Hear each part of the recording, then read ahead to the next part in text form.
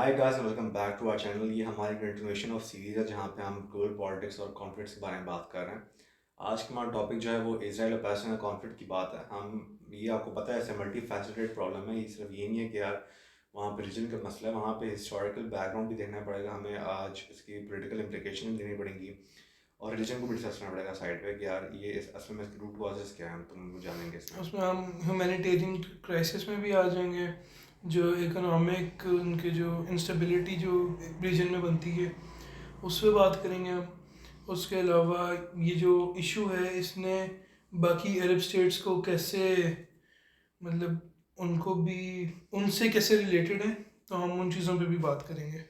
सबसे पहले अगर हम बात करते हैं, हिस्ट्री की बात करते हैं, तो एंशंट टाइम्स में इस पे काफ़ी एम्पायर्स ने इसके ऊपर, इस पर्टिकुलर एरिया ऑफ लैंड है इस पे कंट्रोल रखा था। जैसे कि बेबीलोनियन जो एम्पायर थी, बेजेंटीन एम्पायर थी, ग्रीक्स थी और रोमन्स थे। इसके अलावा ये सब जो आपकी एम्पायर्स थी, इन्होंने इसके ऊपर कंट्रोल रखा एंशंट टाइम्स के अंदर। इसके बाद मिडीवल टाइम्स के बारे में बात करते हैं, तो इसके ऊपर आपकी ऑटोमन्स का काफ़ी अरसे तक होल्ड था। वो चलता रहा, वर्ल्ड वॉर 1 तक चलता रहा और उसके बाद ब्रिटिश ने इसके ऊपर जो कंट्रोल हासिल कर लिया।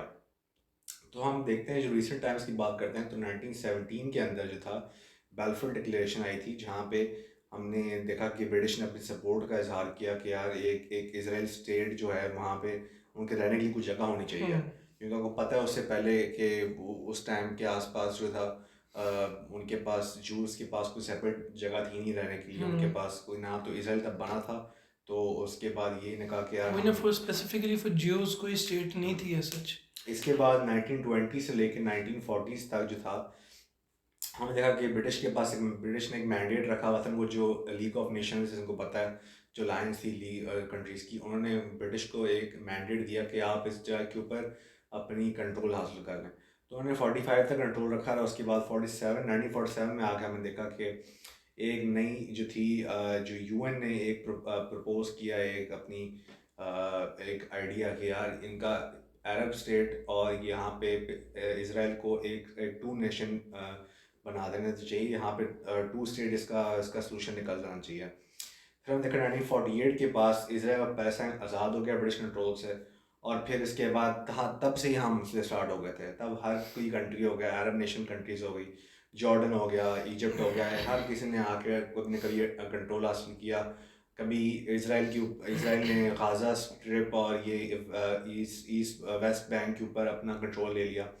उसके बाद हमने कुछ अरसे बाद ही देखा कि कुछ सालों बाद जाके 2000s के अंदर जो था, ये हमास ने इसके ऊपर, रीजन के ऊपर, 2005 के ऊपर फिर कंट्रोल ही लिया इसका गाज़ा के ऊपर। जो सब आजकल हमारा देख रहे हैं न्यूज़ के अंदर, मसला गाज़ा के ऊपर ही बना हुआ है, क्योंकि गाज़ा के अंदर ही एक तरह से गाज़ा पे इन्वेजन हुई है ना हाँ, आजकल। तो हमने देखा 2005 के ऊपर जो था, यहाँ पे गाज़ा पे कंट्रोल आ गया हमास का। और मूसा बताएं हमास का थोड़ा बहुत इंट्रोडक्शन दें कि हमास है क्या। हमास बेसिकली एक अनऑफिशियल मिलिशिया ग्रुप है जिसको सपोर्ट करता है ईरान और रशिया, और उसके अलावा जो पैलेस्टीनियन गवर्नमेंट है वो। और हमास जो है, कह लेंगे ये गज़ा स्ट्रिप की वो एक है लिबरेशन ऑर्गेनाइजेशन, जो कि फ्रीडम फाइटर्स होते हैं ये ना, गज़ा स्ट्रिप के लिए लड़ते हैं बकायदा। ठीक है। अब आपको मुझसे आपको भी आपके इल्म में होगा कि इसके ऊपर एक 6 डे वॉर भी हुई थी। इसके बाद एक योम किपुर वॉर हुई यॉम थी। किपर वॉर। वो योम किपुर वॉर के बारे में बता रहे थे मुझे वीडियो से पहले, तो आप ऑडियंस तो बता दें। यॉम किपर वॉर बेसिकली ये थी कि जो अरब स्प्रिंग के बाद ना, जो मुख्तलिफ अरब स्टेट्स थी वो, मतलब इंडिविजुअली जो एक अरब स्टेट है ना वो अटैक करती थी इसराइल पे। हम्म, और इसराइल पे अटैक करके वो जैसे ये शो कराते थे कि हम वो जो अरब अरब पैन इस्लामिज्म है ना, हम उसके सपोर्टर हैं हम्म, और हम इसराइल को मतलब एक्सेप्ट नहीं करते ऐसा स्टेट ना। तो वो इस वजह से उस पर अटैक करते थे। यॉम किपर वॉर में हुआ ये था कि बेसिकली इजिप्ट ने जब वो अटैक प्लान किया, तो उस वक्त जो इसराइल की जो इंटेलिजेंस एजेंसी थी, उन मतलब इजिप्ट ने हिंट्स दी थी अटैक की। पर इसराइली इंटेलिजेंस एजेंसी जो थी ना, वो इतनी को कह लें कि उस वक्त नहीं थी कि वो उनको हिंट्स को मतलब पकड़ती। और इंटेलिजेंस एजेंसी उनकी उस वक्त भी फेल हुई थी कि 1973 में हुई थी ना। तो इजिप्ट ने जब अटैक किया था इसराइल पे तो काफ़ी डैमेज हुआ था। पर वो वॉर ख़त्म यूँ हुई थी कि जो यूएस है ना, उसने इकोनॉमी कोलैप्स की थी इजिप्ट की। जब इकोनॉमी कोलैप्स की उसके बाद यूएस ने उनसे ना मतलब ये शर्तें रखी कि जी आप इसराइल को ऐसा स्टेट एक्सेप्ट करें, ठीक है। फिर उन्होंने एक्सेप्ट किया था। पहले इजिप्ट उनसे लड़ रहा था, उन पे अटैक कर रहा था इसराइल पे, पर जब उनकी इकोनॉमी क्रैश कर गई, जो यूएस ने करवाई बेसिकली, फिर उसके बाद इसराइल को उन्होंने ऐसा स्टेट एक्सेप्ट किया। और जब इसराइल को ऐसा स्टेट एक्सेप्ट किया तो बाकायदा यूएस ने और इसराइल ने दोनों ने मिलकर उनको इकोनॉमिकली हेल्प किया था, इनको इजिप्ट को। और इस तरह इजिप्ट की ये इकोनॉमी ऊपर आई थी, वो स्टेबलाइज हुआ था। और अब अगर आप देखें तो क्योंकि गज़ा स्ट्रिप को जो एंट्री है ना, वो तो एक तो इसराइल से, इसराइल के बॉर्डर्स वगैरह से, और दूसरी जो है वो है इजिप्ट से, रफ़ा क्रॉसिंग जिसको कहते हैं हम। तो अब बेसिकली सीन ये है कि क्योंकि इसराइल के बॉर्डर से तो एड जा नहीं सकती, जितनी भी एड जाती है वो जाती है रफ़ा क्रॉसिंग के थ्रू। रफ़ा क्रॉसिंग की जो मतलब वहाँ पे जो सिक्योरिटी है ना, वो इजिप्ट की, क्योंकि इजिप्शियन बॉर्डर है वो। तो ये सीन है कि जितनी भी एड वहाँ से जा रही है ना, इजिप्ट भी अब एड को रोक रहा है। वो इसलिए रोकता है क्योंकि उसको भी जो बैक एंड पे जो पावर हेल्प कर रही है ना, वो यूएस कर रही है और इसराइल कर रही है। ठीक हो गया। अब इसके अलावा आप बताएं कि यहाँ पे हमें पता है कि यार ये सिर्फ यहाँ पे इजराइल पैलेस्टाइन कॉन्फ्लिक्ट नहीं है, तो इसमें और भी स्टेट्स इन्वॉल्व हैं। वो स्टेट्स कौन कौन सी हैं, जैसे कि रशिया हो गया, यूएस हो गया। हाँ, उसमें जो ब्लॉक है ना बेसिकली, वो कह लें कि इसराइल को जो सपोर्ट करते हैं ना, वो यूएस है, यूके है, कनाडा है, और इसके अलावा और जर्मनी वगैरह है, फ्रांस है, ये सारी जो यूरोपियन कंट्रीज़ हैं ये करते हैं। जबकि जो हमास है, जो फ़लस्तीन की कह लें कि जो ऑर्गेनाइजेशंस हैं, उनको सपोर्ट है ईरान की, इराक़ की, यमन की, सीरिया की, लेबनान की, रशिया की, और चाइना की भी। क्योंकि देखिए रशिया हमेशा उसकी साइड लेगा जो मतलब अमेरिका के ख़िलाफ़ है, ठीक है, क्योंकि ये आपस में ब्लॉक्स वगैरह बनाए होते हैं। अब पाकिस्तान तो बीच में फंसा हुआ है ना, पाकिस्तान तो दोनों तरफ से एड लेता है, और सगा वो वैसे यूएस का ही है, क्योंकि आपने ज़्यादा एड उधर से ली है। अब ये देख लें कि पाकिस्तान ने एड ली हुई है यूएस से, इसलिए पाकिस्तान इस मैटर पे चुप है बिल्कुल। ऐसे ही है। मतलब आप देखें कि आप वाहिद इस्लामिक नेशन है जो कि एटॉमिक पावर है, आपका एक बहुत बड़ा रोल है इस्लामिक वर्ल्ड में, पर अगर ऑन द स्पॉट देखा जाए तो आपकी फॉरेन पॉलिसी फेल है, आपके न्यूक्लियर जितने भी वॉर हेड्स हैं आपको इनका कोई फ़ायदा नहीं है, ठीक है। इससे बेहतर था कि आप उस पर पैसा लगाने की बजाय आप अपने मुल्क पे लगा लेते। वो वैसे भी आप लगा सकते थे, पर आप लोगों ने नहीं लगाया वो। ठीक हो। अब इसकी जब इम्पैक्ट्स की बात करते हैं, ऑब्वियसली कभी जो भी कॉन्फ्लिक्ट होती है उसकी वो नेटिव्स के ऊपर भी काफ़ी बुरा इम्पैक्ट आता है। इसके अलावा बाकी में ज़्यादा ही आता है और रीजन में आता है, बट नेटिव्स के ऊपर आता ही है। तो हम जब बात करते हैं ह्यूमैनिटेरियन इम्पैक्ट की, तो आपको पता है जैसे जब कोई कॉन्फ्लिक्ट चलता है उसके बाद जो वायलेंस होता है, और वायलेंस के ऊपर से फिर वो सिर्फ वहाँ तक नहीं रहता कि सिर्फ जो कमांडर्स होते हैं और वो उनके नीचे सोल्जर्स होते हैं वहाँ तक नहीं रहता, वहाँ वो नीचे रिपल डाउन का इफेक्ट होता है, वो आम सिविलियंस पे जाता है। तो इसकी ये बात है कि यार इस जंग के अंदर जो भी चले हुए हैं, अभी जो गाजा के अंदर एंटर हुए हैं, इससे काफ़ी ज़्यादा जाने जा रही हैं, दोनों साइडों पे जा रही हैं, इसराइल की तरफ भी जा रही हैं, और उनकी भी ज्यूज़ को कोई वार कर देता है, और यहाँ से भी इनके भी बंदों को ऊपर रॉकेट्स वगैरह मार रहे हैं, कभी बिला वजह मार रहे हैं। हर बंदा जो है देख रहा है कि काफ़ी इस पर वॉर क्राइम्स हो रहे हैं।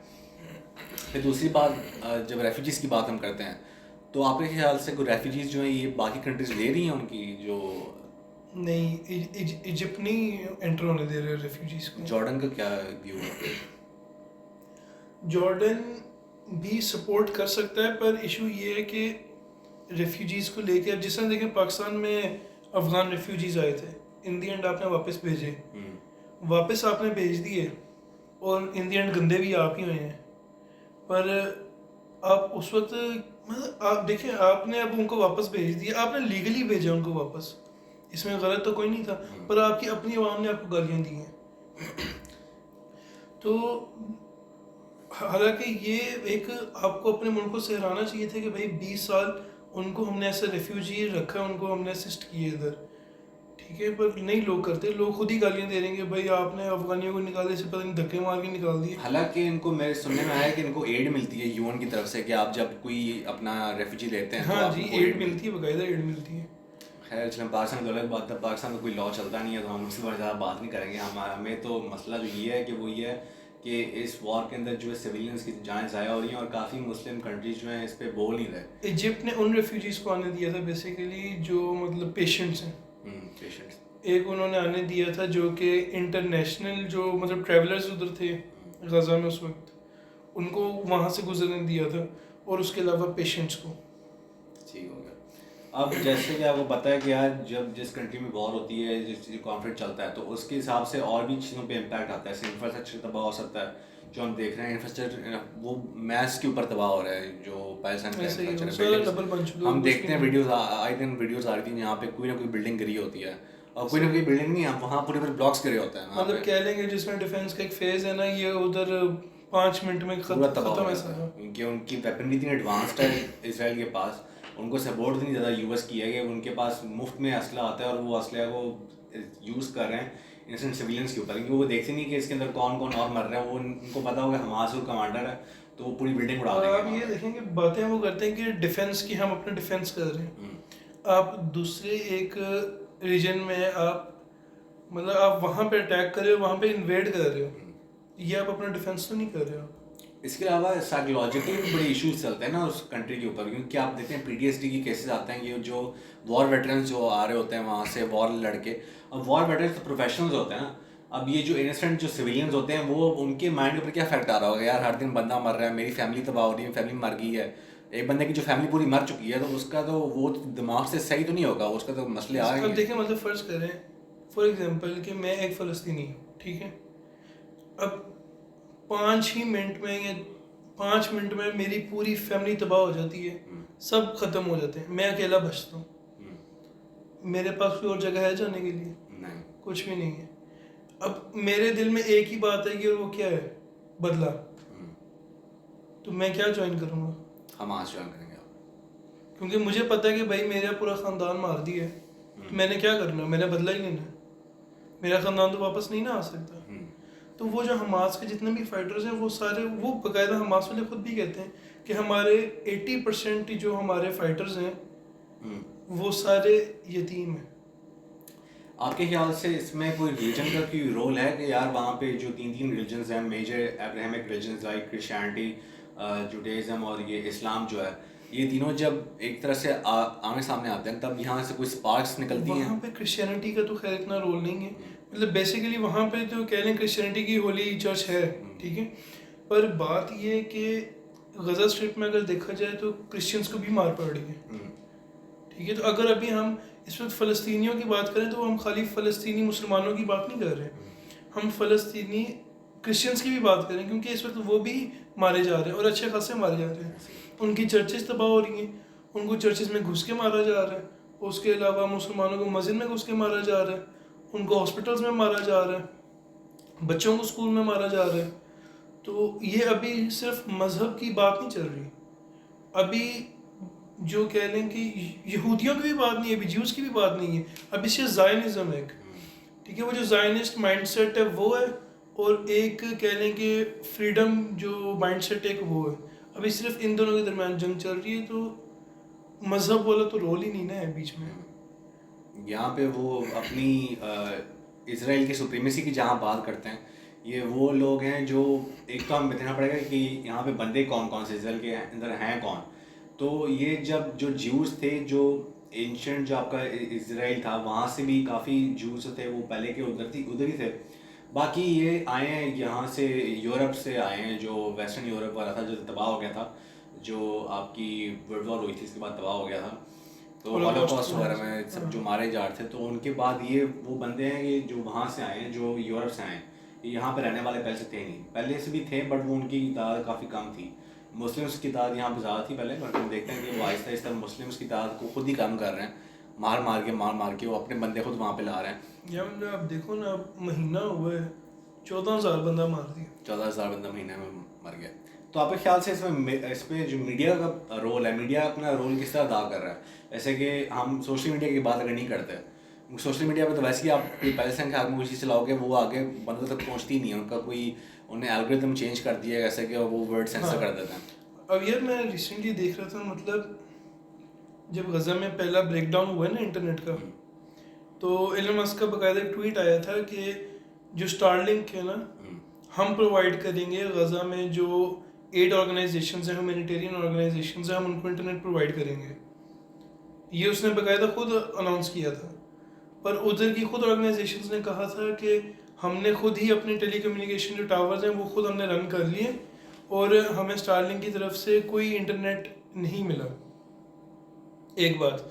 दूसरी बात, अब रिसेंटली एलन मस्क का ये आया कि जी, उसने यही कहा है कि जी, मतलब ट्विटर पे जो भी मतलब बात करेगा from the river to the sea वाली, तो उनको उन अकाउंट्स को हम बैन कर रहे हैं। हम्म, तो इससे साबित होता है कि वो किस मतलब स्टेट में अपना वो शो कर रहे हैं इंटरेस्ट, हम्म, वो इसराइल में कर रहे हैं।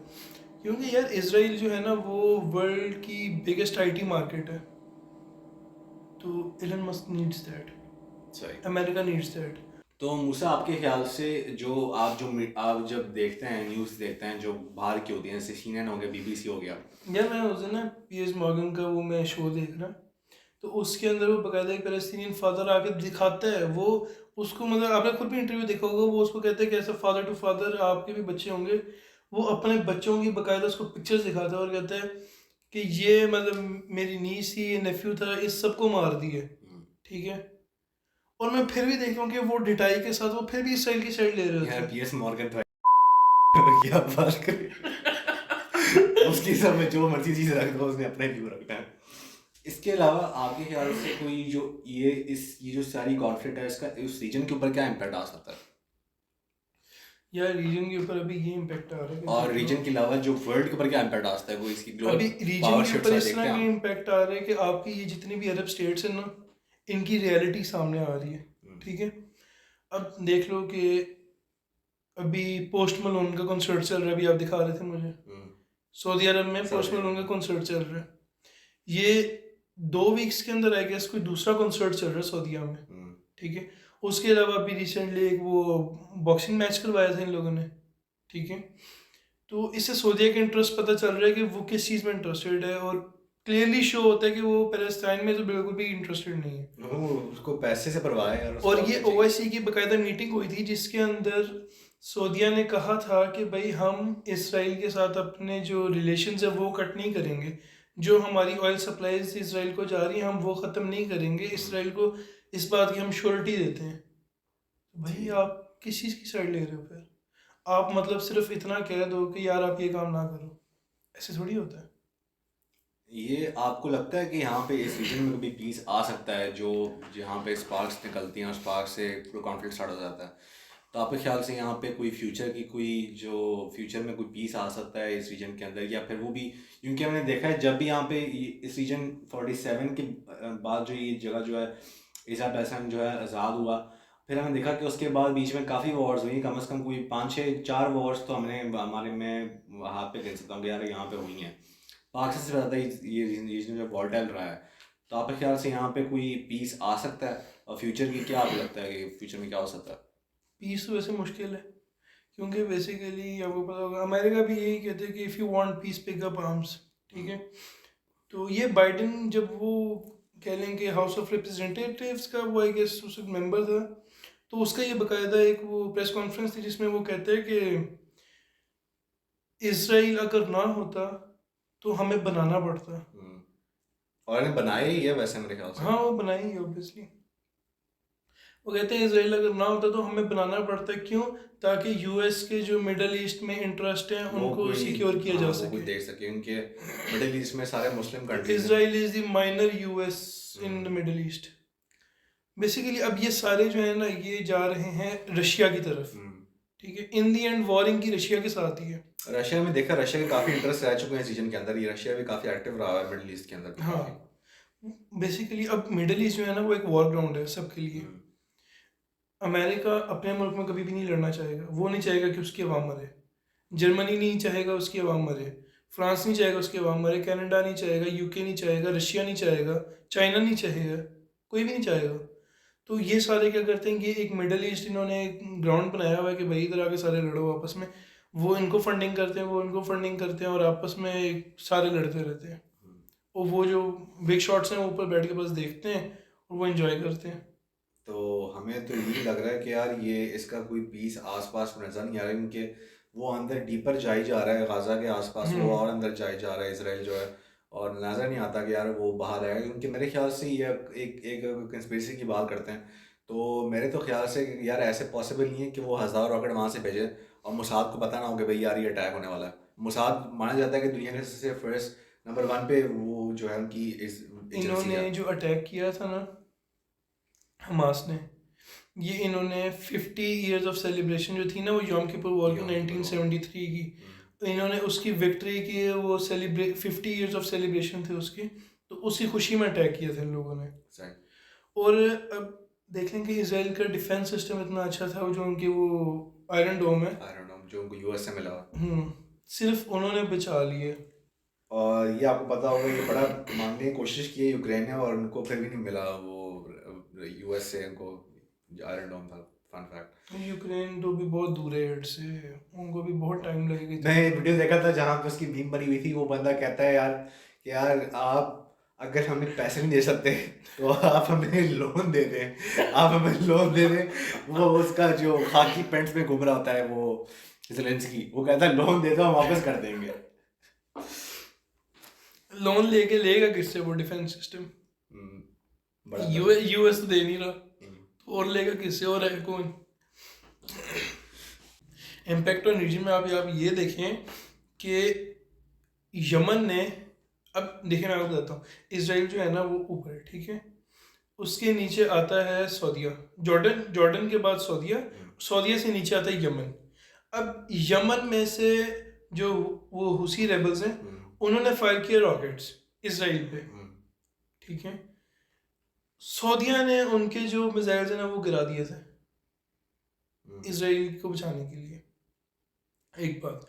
दूसरी बात, अब ईरान ने इराक में जो यूएस की बेसिस है ना उन पे अटैक किए, ठीक है।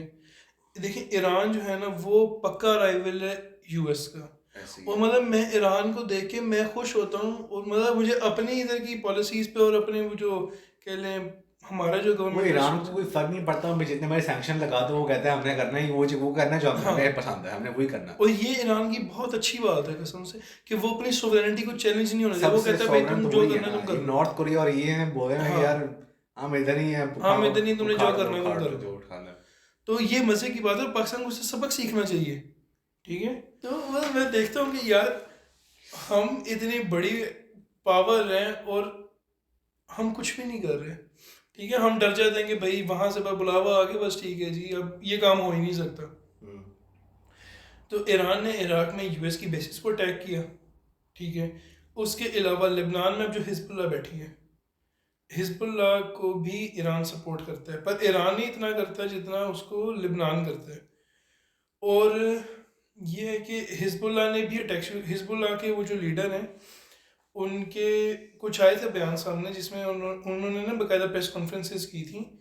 तो उसके अंदर उन्होंने कहा था कि हम अभी अटैक नहीं करेंगे इसराइल पे, हम वेट करेंगे और सीज़ फायर का एक वेट करेंगे हम, और हम इनको वार्न कर रहे हैं कि सीज़ फायर की तरफ जाएं वरना इसराइल के लिए अच्छा नहीं होगा।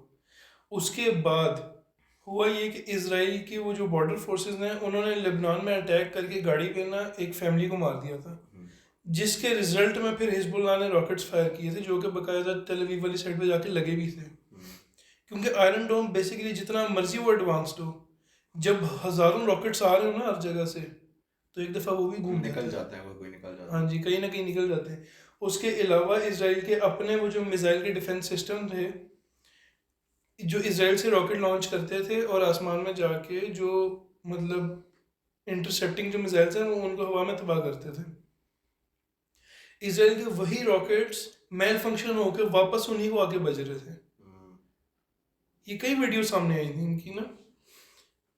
तो अगर हम पीस इनिशिएटिव की बात करें, ठीक है, तो यूएस ने कतर के थ्रू काफ़ी वो मतलब पीस की तरफ भी जाने की कोशिश की है।